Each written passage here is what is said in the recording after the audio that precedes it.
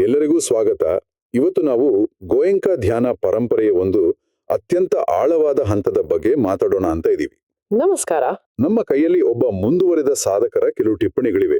ಅವರು ತಮ್ಮ ಸಾಧನೆಯಲ್ಲಿ ಒಂದು ವಿಚಿತ್ರವಾದ ಅಡಚಣೆಯನ್ನ ಎದುರಿಸ್ತಾರೆ. ಅಂದ್ರೆ ತಲೆಯಲ್ಲಿ ನಿರಂತರವಾಗಿ ಒಂದು ಒತ್ತಡ ಹೆಚ್ಚಾಗ್ತಾನೆ ಹೋಗುತ್ತೆ, ಆದ್ರೆ ಅದು ಪರಿಹಾರನೇ ಆಗಲ್ಲ. ಸೊ ಅಲ್ಲಿ ನಿಜವಾಗಿ ಏನಾಗ್ತಿತ್ತು? ಇದೊಂದು ಸಮಸ್ಯೆ ಅಥವಾ ಒಂದು ಮಹತ್ವದ ತಿರುವಿನ ಸೂಚನೆಯ? ಹೌದು, ಇದು ಬಹಳ ಕುತೂಹಲಕಾರಿ ವಿಷಯ. ಯಾಕೆ ಅಂದ್ರೆ ಗೋಯಿಂಕಾಜಿ ಅವರು ಈ ಅಂತಿಮ ಹಂತಗಳ ಬಗ್ಗೆ ಸಾರ್ವಜನಿಕವಾಗಿ ಅಷ್ಟೇನು ಮಾತಾಡ್ತಿರ್ಲಿಲ್ಲ. ಯಾಕೆ ಹಾಗೆ?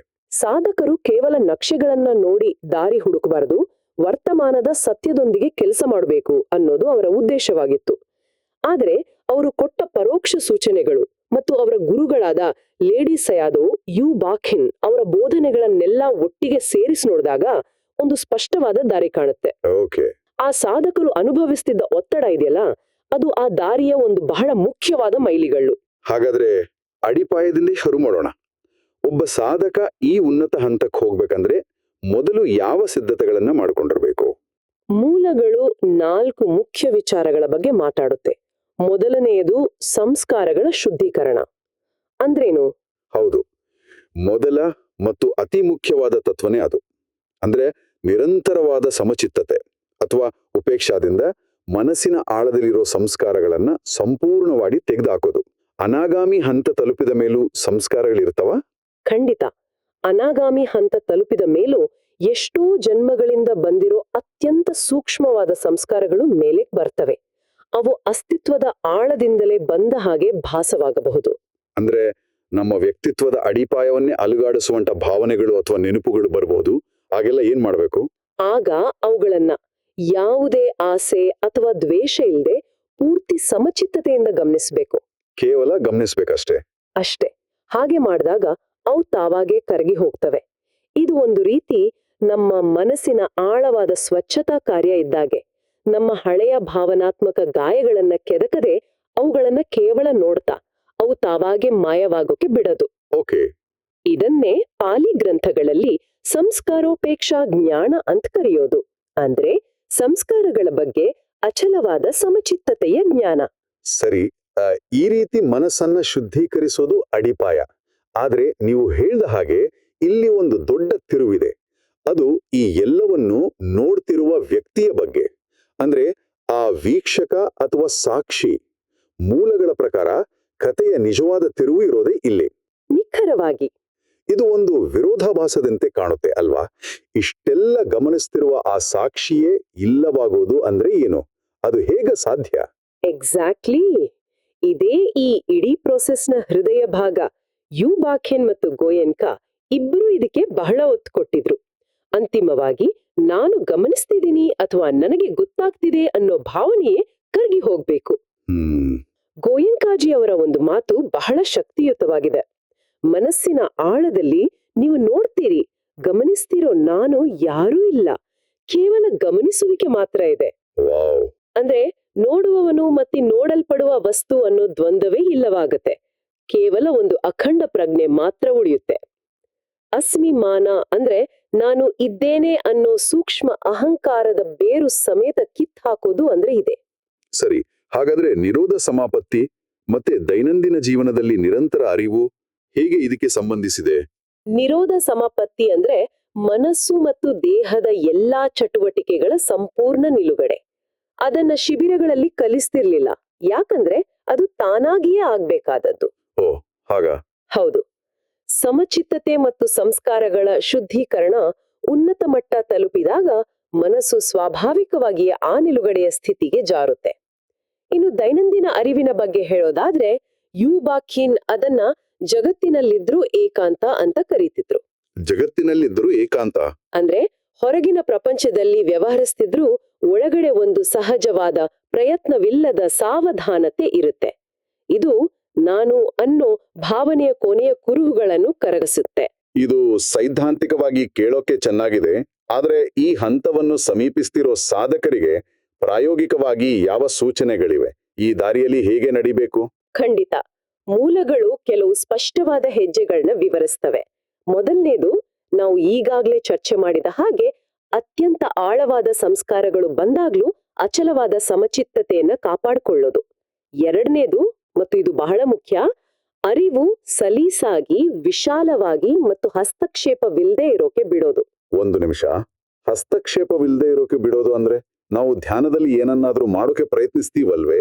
ಹೌದು, ಆ ರಂಗದಲ್ಲಿ ಹಾಗೆಯೇ. ಆದ್ರೆ ಈ ಹಂತದಲ್ಲಿ ಇದು ಮಾಡುವುದರಿಂದ ಆಗೋದಿಕ್ಕೆ ಬದಲಾಗುತ್ತೆ. ಓಕೆ.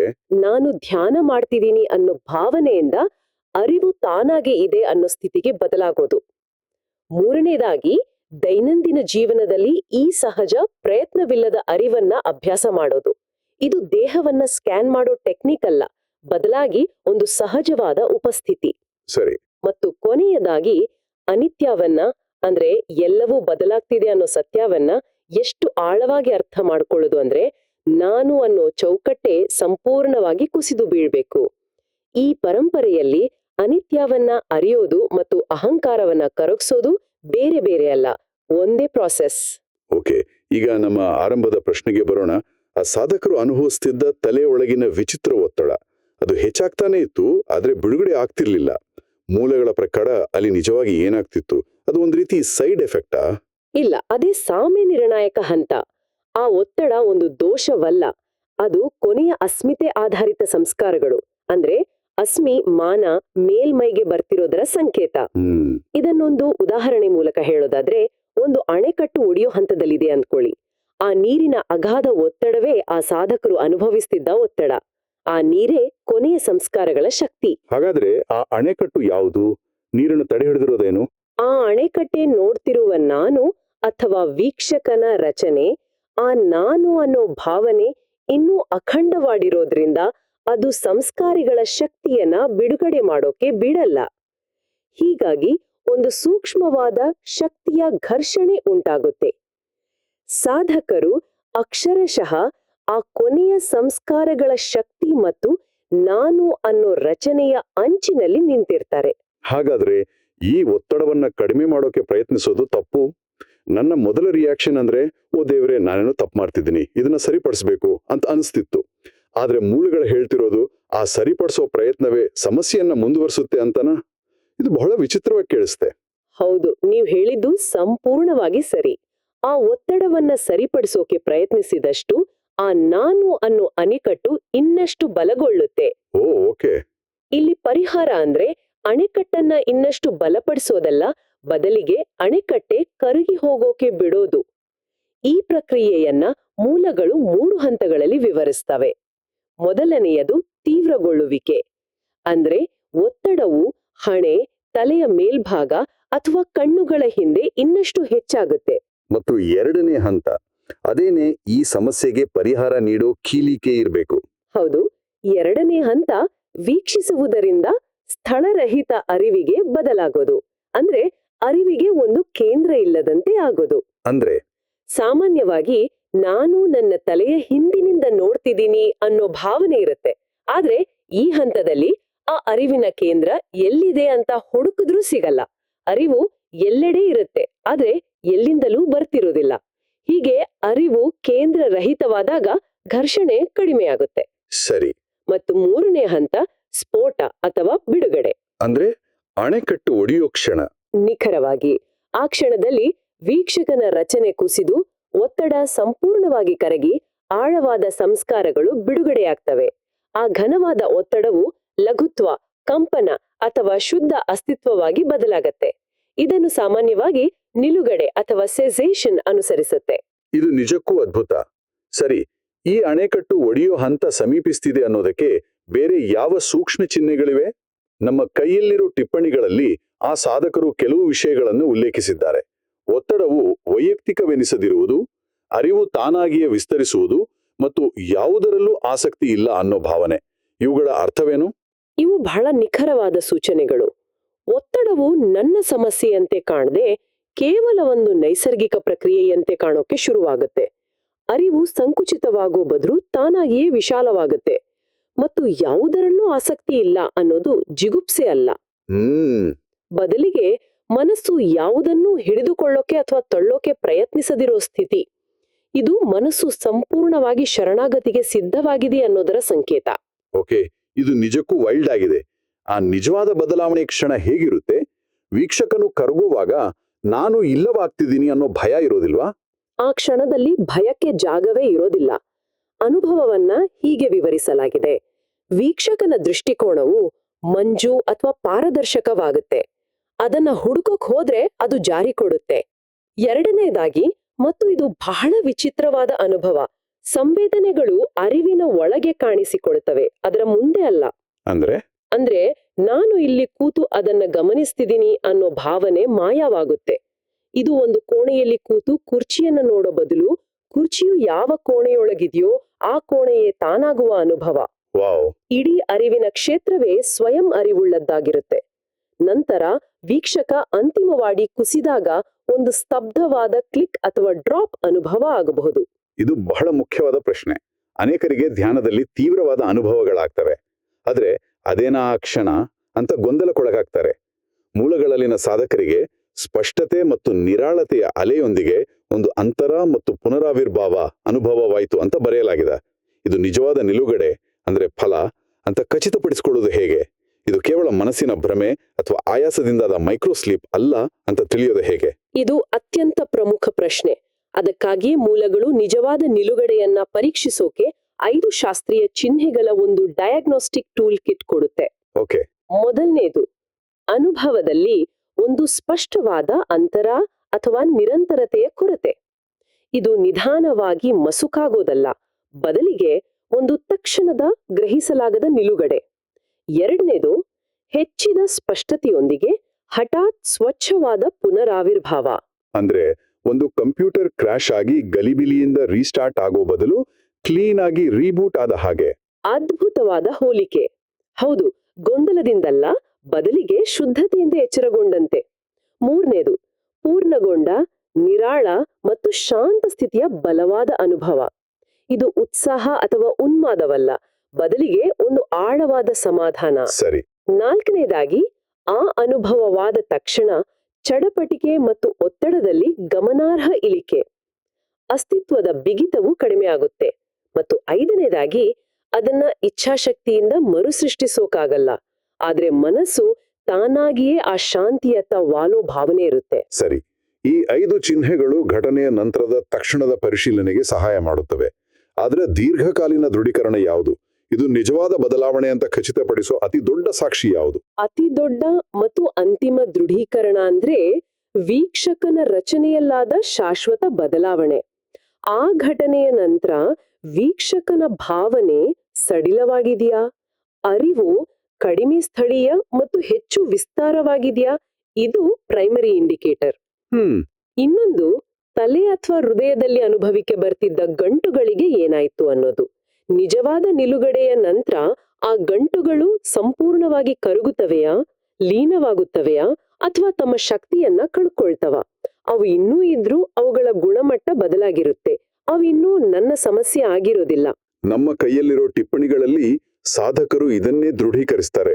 ವೀಕ್ಷಕನು ಕಡಿಮೆ ಕೇಂದ್ರೀತ ಮತ್ತು ಹೆಚ್ಚು ವಿಸ್ತಾರ ಎನಿಸ್ತಾನೆ, ಮತ್ತು ಗಂಟುಗಳು ಶಕ್ತಿಯಾಗಿ ಅರಿವಿನ ಕ್ಷೇತ್ರದ ಭಾಗದಂತೆ ಭಾಸವಾಗ್ತವೆ ಅಂತ ಹೇಳಿದ್ದಾರೆ.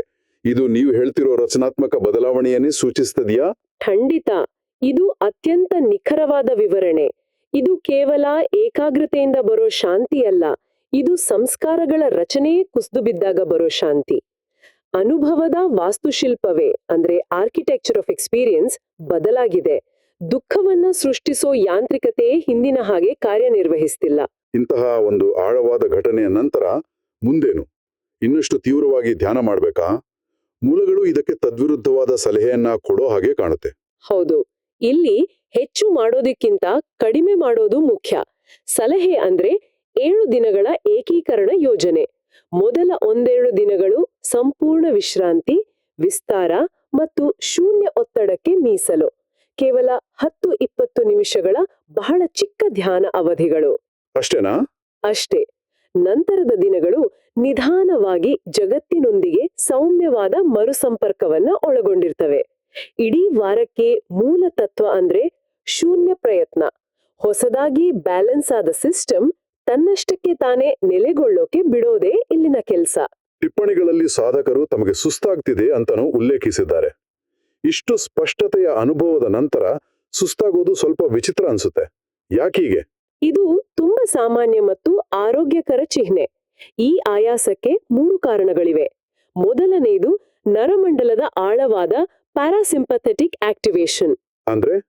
ಅಂದ್ರೆ ದೇಹವು ದೀರ್ಘಕಾಲದ ಹೋರಾಡು ಅಥವಾ ಓಡಿಹೋಗು ಸ್ಥಿತಿಯಿಂದ ಹೊರಬಂದು ವಿಶ್ರಾಂತಿ ಮತ್ತು ದುರಸ್ತಿ ಸ್ಥಿತಿಗೆ ಹೋಗುತ್ತೆ.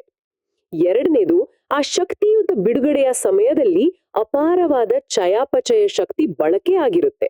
ಮತ್ತು ಮೂರನೇದು ಸೂಕ್ಷ್ಮ ಹಂಬಲದಿಂದ ಉಂಟಾಗ್ತಿದ್ದ ಅಡ್ರಿನಲಿನ್ ಆಧಾರಿತ ಪ್ರೇರಣೆ ಈಗ ಇಲ್ಲವಾಗಿದೆ. ಇದು ವ್ಯವಸ್ಥೆಯು ದೀರ್ಘಕಾಲದ ಒತ್ತಡದಿಂದ ಕೆಳಗಿಳಿತಿದೆ ಅನ್ನೋ ಸಂಕೇತ. ಇದೊಂದು ದೋಷವಲ್ಲ. ಸರಿ, ನಾವು ಇಲ್ಲಿವರೆಗೆ ಚರ್ಚೆ ಮಾಡಿದ್ದನ್ನೆಲ್ಲ ಒಟ್ಟುಗೂಡಿಸಿ ನೋಡಿದ್ರೆ ಒಂದು ಸ್ಪಷ್ಟ ಚಿತ್ರ ಸಿಗುತ್ತೆ. ಈ ಪರಂಪರೆಯಲ್ಲಿ ಅರ್ಹಂತ ಫಲದ ಮಾರ್ಗವು ಹಂತಗಳನ್ನ ಬೆನ್ನಟ್ಟೋದ್ರ ಬಗ್ಗೆ ಅಲ್ಲ. ಅಲ್ಲವೇ ಅಲ್ಲ. ಬದಲಿಗೆ ಸಮಚಿತ್ತತೆಯ ಮೂಲಕ ಆಳವಾದ ತಾಳ್ಮೆಯ ಶುದ್ಧೀಕರಣದ ಪ್ರಕ್ರಿಯೆ, ನಿರ್ಣಾಯಕ ತಿರುವು, ವೀಕ್ಷಕನ ಸಹಜವಾದ ವಿಲೀನ. ಇದನ್ನು ಒತ್ತಾಯಿಸಕ್ ಸಾಧ್ಯ ಇಲ್ಲ. ಬದಲಿಗೆ ಮನಸ್ಸು ಸಂಪೂರ್ಣವಾಗಿ ವಿಶಾಲ ಮತ್ತು ಸಲೀಸಾದಾಗ ತಾನಾಗಿಯೇ ಸಂಭವಿಸುತ್ತೆ. ಹೌದು. ಮತ್ತು ಆ ಹಂತವನ್ನ ಸಮೀಪಿಸ್ತಿರೋ ಚಿಹ್ನೆಗಳು ಅಂದ್ರೆ ಆ ತಲೆಯ ಒತ್ತಡ ಸ್ವತಃ ಶುದ್ಧೀಕರಣದ ಒಂದು ಭಾಗ. ವೀಕ್ಷಕನ ರಚನೆಯು ಕುಸಿದಾಗ ಮಾತ್ರ ಆ ಒತ್ತಡ ಬಿಡುಗಡೆಯಾಗುತ್ತೆ. ಮತ್ತು ಅಂತಹ ಬದಲಾವಣೆಯ ಪರಿಶೀಲನೆಯು ಒಂದೇ ನಾಟಕೀಯ ಘಟನೆಯ ಬಗ್ಗೆ ಅಲ್ಲ, ಬದಲಿಗೆ ನಂತರದ ಸ್ಥಿರವಾದ ರಚನಾತ್ಮಕ ಬದಲಾವಣೆಗಳನ್ನ ಗಮನಿಸೋದ್ರ ಬಗ್ಗೆ. ಹೌದು. ಅಂದ್ರೆ ನಿರಂತರ ಕೇಂದ್ರರಹಿತ ಅರಿವು, ಮನಸ್ಸಿನಲ್ಲಿ ಘರ್ಷಣೆಯ ಅನುಪಸ್ಥಿತಿ ಮತ್ತು ಕಷ್ಟದ ಸಂದರ್ಭಗಳಲ್ಲೂ ದುಃಖದ ರಚನೆಯಾಗದಿರೋದು. ಮುಂದಿನ ದಾರಿ ಕಠಿಣ ಪ್ರಯತ್ನವಲ್ಲ, ಬದಲಿಗೆ ಸೌಮ್ಯವಾದ ಏಕೀಕರಣ. ನಿಖರವಾಗಿ. ಕೆಲಸವೆಂದರೆ ಏನನ್ನು ಮಾಡೋದಿರೋದು ಮತ್ತು ವ್ಯವಸ್ಥೆಯು ತನ್ನ ಹೊಸ ಸಮತೋಲನದಲ್ಲಿ ನೆಲೆಗೊಳ್ಳೋಕೆ ಬಿಡೋದು. ಇದು ನಮ್ಮ ಇವತ್ತಿನ ಚರ್ಚೆಯ ಅಂತ್ಯಕ್ಕೆ ನಮ್ಮನ್ನ ತರುತ್ತೆ. ಈ ಮೂಲಗಳು ನಮಗೆ ಚಿಂತಿಸೋಕೆ ಒಂದು ಅಂತಿಮ ಆಲೋಚನೆಯನ್ನ ಬಿಡ್ತವೆ. ಅಂತಹ ಆಳವಾದ ಬದಲಾವಣೆಯ ನಂತರ ವೀಕ್ಷಕನು ಐಚ್ಛಿಕವೆನಿಸುತ್ತಾನೆ, ಅಗತ್ಯವಿಲ್ಲ. ಹಾಗಾದ್ರೆ ಕೊನೆಯ ಪ್ರಶ್ನೆ ಉಳಿಯೋದೇನೆಂದ್ರೆ, ಅನುಭವದ ಈ ಹೊಸ ವಿಧಾನವು ಕೇವಲ ಧ್ಯಾನದ ಶಾಂತ ಕ್ಷಣಗಳಲ್ಲಿ ಸ್ಥಿರವಾಗಿರುತ್ತಾ, ಅಥವಾ ಜೀವನದ ಅನಿವಾರ್ಯ ಸವಾಲುಗಳನ್ನ, ಸಂಘರ್ಷ, ಒತ್ತಡ ಮತ್ತು ನಿರಾಶೆ ಎದುರಿಸುವಾಗಲೂ ಹಾಗೆಯೇ ಇರುತ್ತಾ?